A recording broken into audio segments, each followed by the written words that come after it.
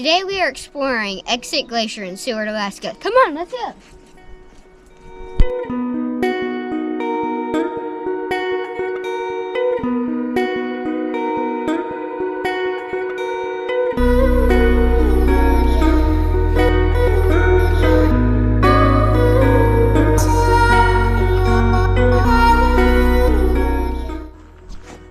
There's signs along the way to show you where the glacier was in these years. So this was 1917.